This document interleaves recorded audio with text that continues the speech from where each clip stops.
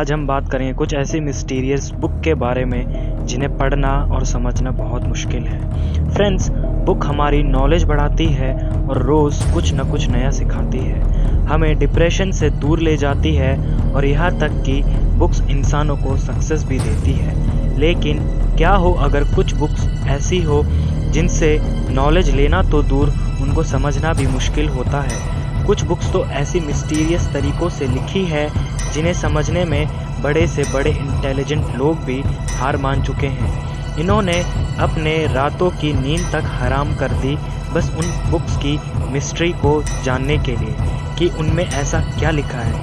इन्हें लिखने वालों ने इन्हें इतने अच्छे तरीके से लिखा है कि आप इनका राज जाने बिना रह नहीं पाओगे।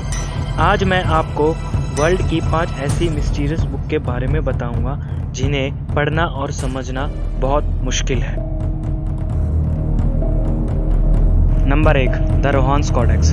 1838 में एक हंगेरियन प्रिंस जिनका नाम गुस्टाव बेथेनी था, उन्होंने अपनी बहुत पुरानी फैमिली लाइब्रेरी को हंगेरियन साइंस ऑफ एकेडमी को डोनेट कर दिया।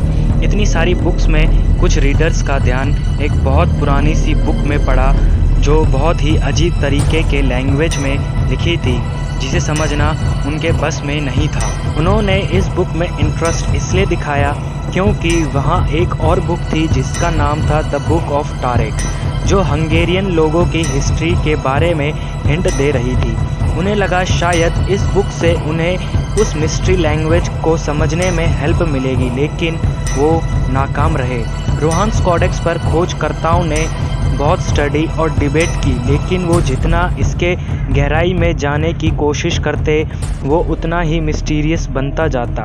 1792 कैरेक्टर में लिखी गई ये बुक एक बहुत बड़ा क्वेश्चन की तरह है। लोग इसके बारे में अलग अलग बात बोलते हैं। कुछ रीडर्स ये बोलते हैं इस पे पुराने टाइम की हंगेरियन, रोमेनियन और हिंदी लैंग्वेज का यूज़ किया है, लेकिन इनमें से किसी थ्योरी ने काम नहीं किया। इसके सिंबल्स 1000 साल पहले गुफाओं में उकेरी के आकृतियों से मिलती है, लेकिन अभी तक ये समझ नहीं आया इसे लेफ़्ट से पढ़ें या राइट से पढ़ें, ऊपर से या नीचे से। इसके अंदर बनी फ़ोटोज़ भी बहुत अलग है, जिसे देखकर यही अनुमान लगाया गया है कि ये किसी धार्मिक चिन्हों से संबंधित है जिसमें बाइबल की प्रार्थना है। इस पर इतनी स्टडी करने के बाद भी आज तक ये पता नहीं चल सका है ये बुक किसने, क्यों और कैसे लिखी है। Number 2, the Codex Seraphinianus. एक बुक किसी के दिमाग की निकली क्रिएटिविटी होती है। जिस बुक के बारे में हम पहले बात कर रहे थे वो मिस्टीरियस इसलिए थी क्योंकि हमें उसके राइटर का नाम नहीं पता था, लेकिन ये बुक उससे थोड़ी अलग है क्योंकि हम इसमें बताया गया है कि इसके राइटर कौन है, लेकिन फिर भी ये बुक बहुत वियर्ड है। ये एक ऐसे लैंग्वेज में लिखी है जिसका कोई वजूद ही नहीं है। ये बुक अजीबो गरीबो जानवरों और पेड़ पौधों से भरी है। इस बुक में कई तरह के अनुष्ठानों को करने की विधि भी बताई गई है। जब आप इस बुक को ऑब्जर्व करते हैं तब ऐसा लगता है ये बुक दूसरी दुनिया में लिखी गई है जो हमारी दुनिया से अलग है, लेकिन फिर भी हमारे तौर तरीक़ों से पराचित है। इस बुक के राइटर का नाम लुइस सेराफिना था। एक आर्किटेक्ट और इंडस्ट्रियल डिज़ाइनर थे और ऐसा लगता है उनके द्वारा लिखी गई ये बुक किसी तरह का आर्ट प्रोजेक्ट है जिसमें वो ऑडियंस को एक बहुत ही नई दुनिया, अर्थ की रियलिटी से परिचित करवाना चाहते हैं। हालांकि ये बुक कई सालों पुरानी लगती है, लेकिन हकीकत में इसे 1988 में लिखा गया था और आप इस बुक को पढ़ने के लिए अमेज़ॉन से भी खरीद सकते हैं। हालांकि ये बात है जब आप इस बुक को पढ़ेंगे तो आपका सर चकरा सकता है।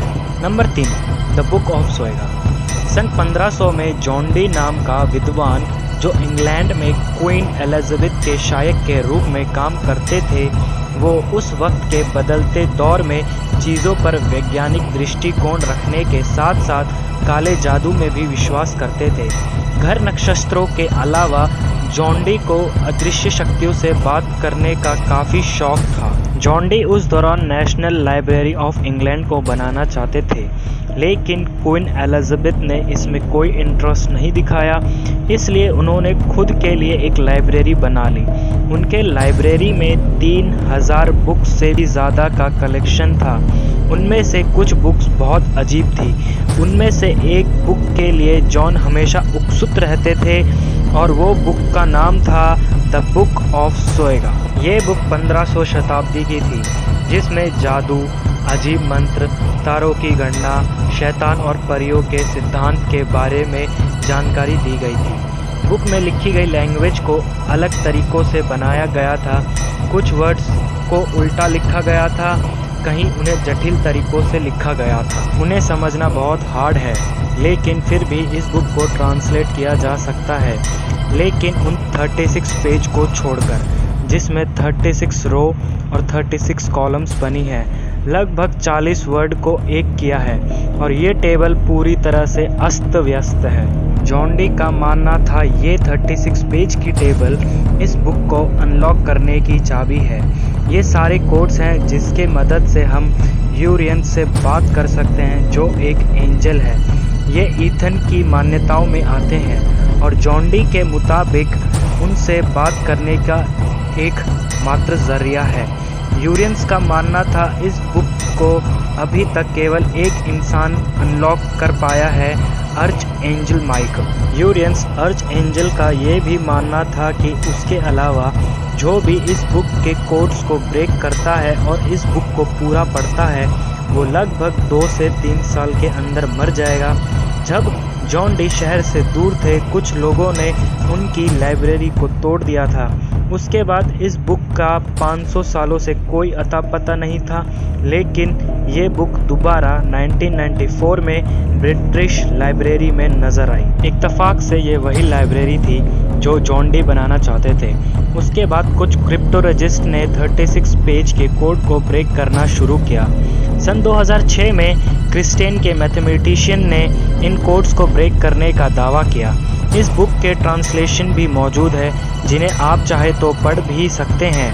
हालांकि इस बुक के कोड्स को ब्रेक करने वाले जिमरन अभी तक जिंदा हैं, लेकिन फिर भी मैं आप लोगों को इस बुक को पढ़ने की सलाह नहीं दूंगा। Number 4, the Vivian girls story. 1971 में नेथन नाम का एक इंसान शिकागो के कस्बों में मकान मालिक था। उनका सबसे पुराना किराएदार, जिसकी तबीयत बहुत ख़राब हो चुकी थी, वो उस टाइम हॉस्पिटल में थे। उस इंसान का नाम था हेनरी डेजाजर। हेनरी 1930 में उन्हीं के घर में रहता था। हेनरी उस वक्त एकांत जीवन बिता रहे थे। वो चर्च के अलावा उस घर से कहीं नहीं जाते थे। जब 1971 में नेथन अपने घर के साफ सफाई के लिए घर के अंदर गए, तो वो वहाँ के नज़ारे देखकर चौंक गए। वहाँ पर 1000 से भी ज़्यादा लिखी गई पेजेस और ड्राइंग्स पड़े थे। इन सारे पेजेस को एक नंबर पे रखने पर एक बुक तैयार हुई और इस बुक का टाइटल था the story of the Vivian girls in what is known as the realms of the unreal in the Glandeco Angelinian bomb storm caused by the child slave rebellion. ये book 15,145 pages की थी, जो 1000 pictures से भरी पड़ी थी। उनमें से कुछ इलस्ट्रेशन आपस में जुड़े थे और लगभग 30 फीट लंबे थे, और कुछ पिक्चर्स मैगजीन और न्यूज़पेपर से काट कर लगाई गई थी। ये कार्डबोर्ड कटिंग स्टाइल उनके मरने के बाद बहुत फेमस हुई और कई लोगों ने इस आर्ट को फॉलो भी किया। उन्होंने बहुत अजीब माइथोलॉजी लिखी थी, जिसे लिखने में उन्हें 60 साल से भी ज़्यादा लगे थे। उनकी माइथोलॉजी ऐसे प्लैनेट में थी जिसकी रोटेशन अर्थ करती है और उस प्लैनेट को मून दिखाया गया है। इस माइथोलॉजी के मेन कैरेक्टर 7 विवियन गर्ल्स हैं, जो आपस में बहनें हैं और रॉबर्ट विवियन की बेटियां हैं, जो एक ऐसी सभ्यता के विरुद्ध करती हैं जो बच्चों को गुलाम बना के रखती है। ये दुनिया की सबसे बड़ी बुक है और आज तक ऐसी बुक कभी लिखी नहीं गई है। चौंका देने वाली बात यह है, इतनी बड़ी बुक उस शख्स ने पूरी दुनिया से छिपा के रखी और बहुत ही सीक्रेटली लिखा, और दुनिया को भी उसके मरने के बाद ही इस बुक का पता चला। हेनरी के जानने वाले ये बोलते थे हेनरी किसी मेंटल कंडीशन से गुजर रहे थे, इसी वजह से हेनरी मेंटल हॉस्पिटल में रहते थे, लेकिन 1908 में वो वहाँ से फरार हो गए। कुछ लोग बोलते थे कि हेनरी को इस बुक को लिखने का जुनून तब चढ़ा जब 1911 में एक दुर्घटना में 11 साल की लड़की की मौत हो गई थी, जिससे हेनरी के दिमाग पर बहुत असर पड़ा था और उसी बात से उसने दुनिया को खुद से अलग कर लिया और उसी दौरान उसने ये बुक भी लिखी थी। Number 5, the Voynich manuscript. History में जितनी बुक्स पे स्टडी की गई है वो आज किसी भी बुक्स में नहीं हुई। ये 15वीं शताब्दी में वेलम यानी जानवरों के खाल से बनी पन्नों में लिखी गई है। इस बुक को समझना 1655 में स्टार्ट हुआ और 1912 में इसे ऑफिशियली पब्लिश किया। इस बुक का नाम एक कॉलेज बुक डीलर विल्फ्रेड वॉइंच पे रखा गया क्योंकि उसी ने इस बुक को पब्लिश किया था। इस पे लिखी गई लिपि 1404 से लेके 1448 के बीच की है। इस बुक को क्या सोचकर लिखा गया आज भी मिस्ट्री है। इस बुक की सबसे फ्रस्ट्रेटिंग बात यह है, जैसे ही आपको लगता है ये समझ गए, वैसे ही आप वहाँ दोबारा पहुँच जाते हैं और आपको इसको समझने के लिए दोबारा स्टार्ट करना पड़ता है।